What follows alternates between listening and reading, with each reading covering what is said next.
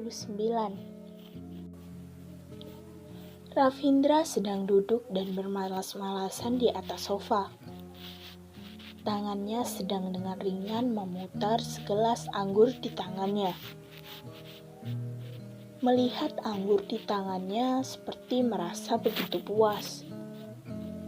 Ini merupakan anggur yang dibawa langsung dari Prancis oleh asistennya.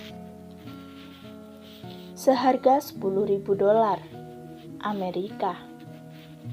Setahun tidak bisa memproduksi lebih dari 1.000 botol. Benar-benar minum 1 botol berkurang 1 botol. Juga Ravindra orang ini barulah bisa begitu bebas anggur mahal seperti ini. Hanya untuk menjadi minuman penghilang stresnya saja. Ravindra menggoyangkan gelas anggurnya. Sembari memikirkan begitu banyak hal. Juga tidak tahu bagaimana hasil pembicaraan Isabel bersama ibunya. Permasalahan ini, bagaimana dia akan menjelaskannya? Jika dia tidak bisa, apakah akan meminta bantuannya? Tiba-tiba merasa sedikit berharap. Hanya dengan dia meminta, maka dia dalam saat itu juga akan menggantikan dia mengurusi segalanya. Tiffany karena tidak bisa menemukan Ravindra, merasa begitu marah. Berpikir untuk pergi ke bar untuk menguji keberuntungannya. Jika tetap tidak menemukan, maka dia akan benar-benar menyerah. Tetapi pada saat dia masuk ke dalam pintu bar, menyapukan pandangan, seluruh tubuh terpancing oleh bayangan tinggi seorang.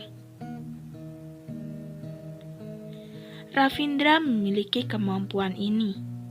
Tidak peduli dia muncul di mana, meskipun dia hanya menggunakan pakaian santai, tetap saja bisa ditemukan di antara sekumpulan orang.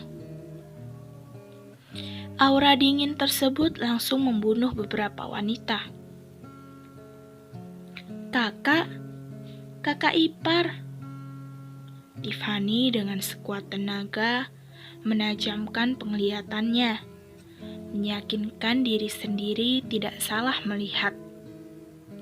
Lalu, setelah selesai memakai parfum, pergi menghampiri Ravindra. Mencium bau parfum yang begitu menyengat, Ravindra mengerutkan alisnya. Tiffany berpura-pura tidak sengaja menemukan dia.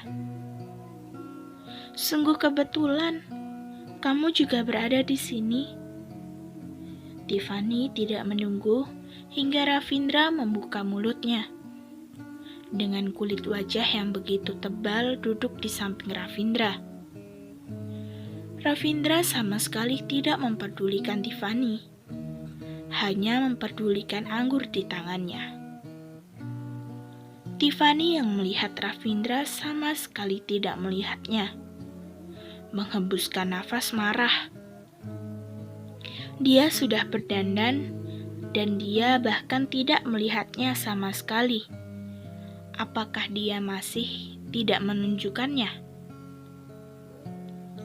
Kakak ipar, mengapa kamu sendirian di sini? Di mana kakakku?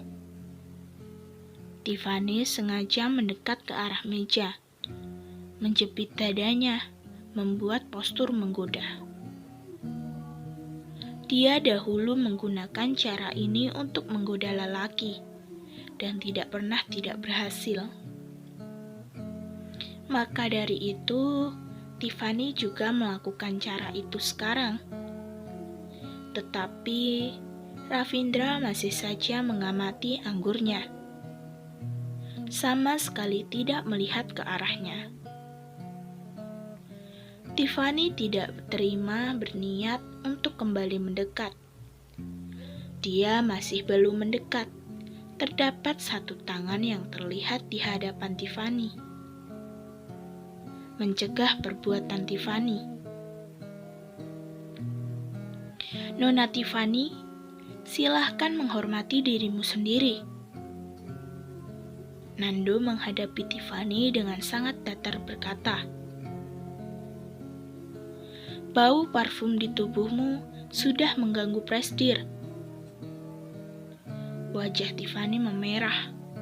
Dia sama sekali tidak pernah begitu merasa malu.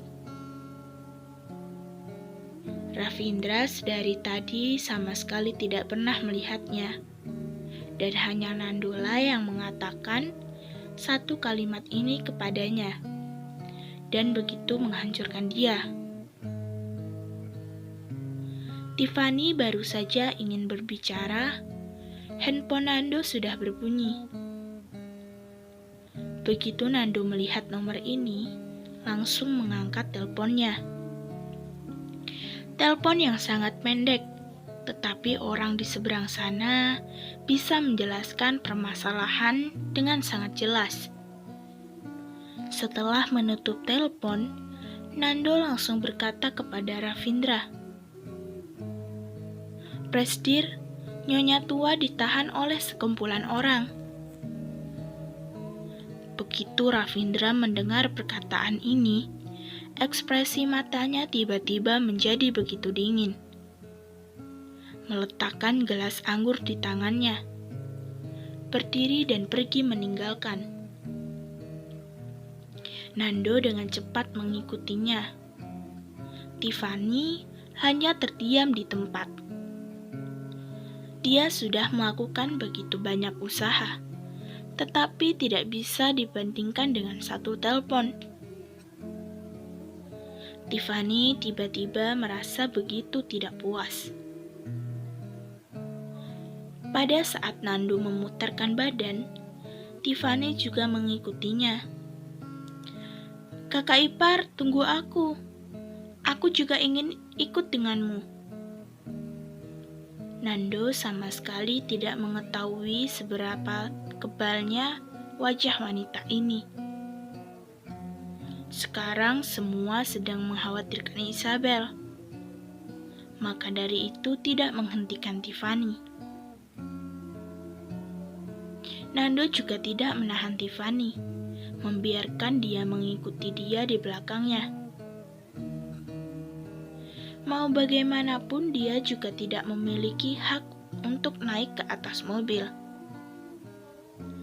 Isabel melihat sekumpulan orang mendekat ke arah dirinya dan ibunya.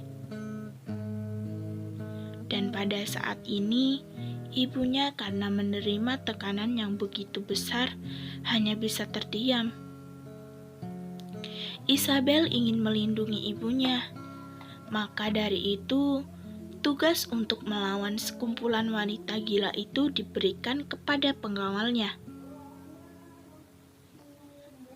Isabel tidak mengerti mengapa hal tersebut bisa berubah hingga seperti ini. Dia hanya ingin membawa ibunya melakukan perawatan. Tiba-tiba bertemu dengan selingkuhan ayahnya dan ditahan oleh sekumpulan orang. Apakah tidak ada cara lain? Mereka orang dalam lalu ingin membuli orang dari luar. Apakah mengira jika orang dari luar mudah dibuli?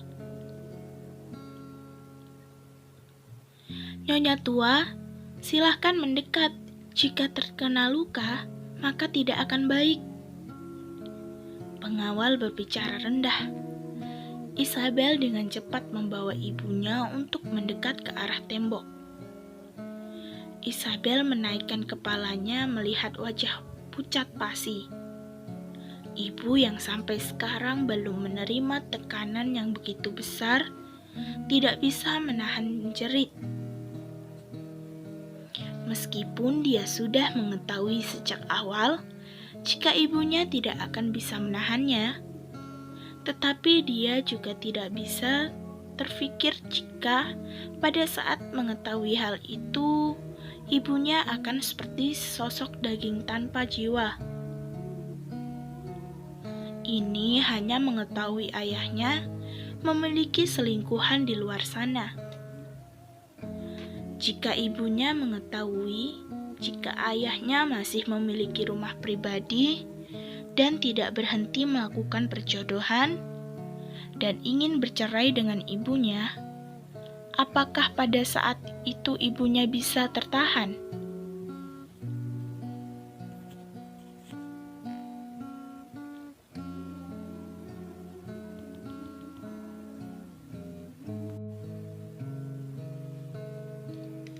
Isabel melihat di hadapannya terdapat beberapa belas wanita mendekat ke arahnya, dan 3 dari mereka sudah menghambat di dinding. Di dalam hati tiba-tiba berpikir, "Ravindra, kamu di mana?" Tunggu, sejak kapan dia mulai begitu bergantung kepada Ravindra? Tidak menunggu hingga Isabel melanjutkan pemikirannya, orang yang bernama Kak Fanya dengan segera berbicara kepada Isabel dan ibunya. "Katakan, kalian sebenarnya siapa? Bagaimana bisa kalian mengenali suamiku?" Pada saat Isabel mendengar pertanyaan ini, dia tersenyum. Benar-benar sangat lucu. Permasalahan ini bisa juga menjadi seperti ini. Farhan adalah ayahku, dan wanita di sampingku ini adalah istri sahnya. Apa hakmu berteriak ke arah kami? Apakah kamu tidak tahu kelakuanmu ini melanggar hukum? Melanggar hukum? Hah. Kak Fanya menghembuskan nafas, memandang rendah Ibu Isabel. Tidak aneh Farhan pergi mencariku. Jika aku adalah dia, setiap hari bersama dengan wanita yang begitu tua dan jelek dan tidak mengerti perasaan suami, aku juga akan merasa begitu sebal. Dan ternyata kamu adalah anaknya. Maka baik, aku ingin membuat kartu tahunan, maka berikan uang kepadaku. Apa? Apakah dia sedang bercanda? Menjadi selingkuhan juga bisa begitu lugas? Isabel merasa begitu lucu. Dia baru kali ini mendengar perkataan yang begitu tidak masuk akal. Ayahmu sudah berjanji, uang berbaktimu akan diberikan kepadaku. Karena seperti ini, maka tidak usah repot-repot. Kamu cukup langsung memberikannya kepadaku. Wajah Kak Fanya penuh dengan arti. Terlebih lagi, ayah dan ibumu sudah terhitung bercerai. Kamu juga harus berbakti kepada ayahmu. Maka sakit dengan cepat.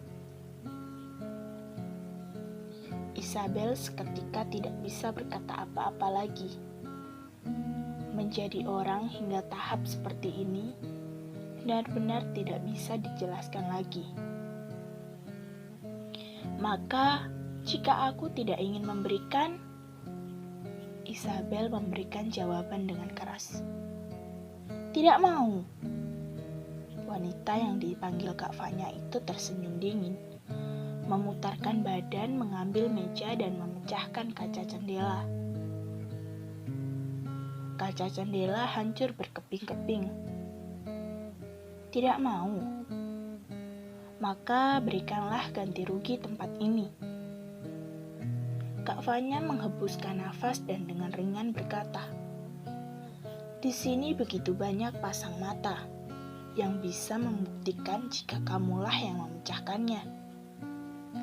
Jika tidak memberikan uang, maka hari ini kamu tidak akan bisa keluar." Isabel merasa begitu marah hingga tertawa. Apakah kalian begitu terang-terangan membuli orang? Benar, untuk membuli kamu. Benar, untuk membuli ibu dan dirimu. Jika tidak membuli kamu, maka akan membuli siapa lagi? Kami adalah orang asli sini. Meskipun kamu melapor, maka akan bagaimana? Kamu juga tidak memiliki bukti jika kaca ini bukanlah dirimu yang memecahkannya. Hanya jika manajer di sini mengatakan kamu yang memecahkannya, maka akan menjadi kamu yang memecahkan. Wanita itu sudah berkata seperti seorang robot. Pada saat ini, ibu yang dipegang oleh Isabel akhirnya kembali sadar, juga mendengarkan perkataan wanita tersebut. Ibu Isabel membuka mulutnya. Bagaimana caranya kamu mengenal Farhan? Waktu kami berkenalan juga tidak panjang. Dia langsung memintaku menjadi istrinya. Dan dia juga sangat baik kepadaku. Selingkuhan itu melihat ibu dari atas ke bawah dan berkata, "Jika aku adalah kamu, aku pasti sudah sejak awal bercerai. Untuk apa masih berada di keluarga Hosasi? Aku hanya mendengar. Jika kamu menjadi pembantu di keluarga Hosasi begitu kesusahan. Sungguh kasihan. Tetapi kamu juga membuat aku merasa kasihan kepadaku. Farhanlah yang ingin bersama denganmu. Jika kamu mau, buatlah perhitungan dengannya." Ibu Isabel melepaskan tangan Isabel. Melangkah besar berdiri di hadapan Kak Fanya, berkata dengan tegas, "Berpikir hanya dengan aku tidak ingin bercerai, maka selamanya kamu hanya menjadi selingkuhan." Perkataan Ibu Isabel ini membuat marah orang di hadapannya dan membuat wanita itu menampar Ibu Isabel. Isabel berteriak dan maju ke depan, memeluk ibunya, menggunakan tubuhnya untuk melindungi ibunya. Pada saat ini, pengawal juga mulai mengeluarkan tenaganya, segera menahan wanita tersebut. Kak Fanya melihat tangannya yang sekali lagi ditahan. Dalam sekejap menjerit, "Untuk apa kalian masih diam? Cepat pukul dia!" Manajer dan beberapa ahli kecantikan lainnya mendekat ke arah Isabel dan ibunya. Ibu Isabel yang melihat sekumpulan orang ingin memukul putrinya, sesaat mendapatkan tenaga melindungi Isabel dalam pelukannya. Begitu banyak pukulan yang diterima oleh tubuh Isabel, dan Isabel dipeluk mati-matian di dalam pelukan ibunya. Merasakan penderitaan ibunya, Isabel meneteskan air mata. Sedari kecil hingga besar, ibunya selalu seperti ini melindungi dia. Pada saat kecil, dan neneknya ingin memberi hukuman kepada dirinya. Ibunya seperti ini memeluk dia, menggantikan dia menerima amarah neneknya. Tetapi sekarang dia sudah besar dan masih harus dilindungi ibunya. "Ravindra, kamu di mana? Cepat muncul. Mohon." Air mata Isabel membuat kabur penglihatannya. Dia sejak awal tidak pernah begitu mengharapkan Ravindra. Tetapi dia sekarang yang bisa menolong hanyalah Ravindra. Juga mungkin Tuhan mendengar permohonannya. Pada saat Ibu Isabel terkena pukulan, kaca di belakang tubuhnya tiba-tiba pecah. Semua orang memutarkan tubuhnya, hanya melihat pintu dan jendela sudah dihancurkan oleh seseorang. Tubuh yang begitu tegap dan memancarkan aura lelaki dewasa berjalan masuk. Matanya pertama kali melihat ke arah tubuh Isabel dan mengatakan satu kalimat dengan begitu dingin. "Siapa yang berani memukul wanitaku?"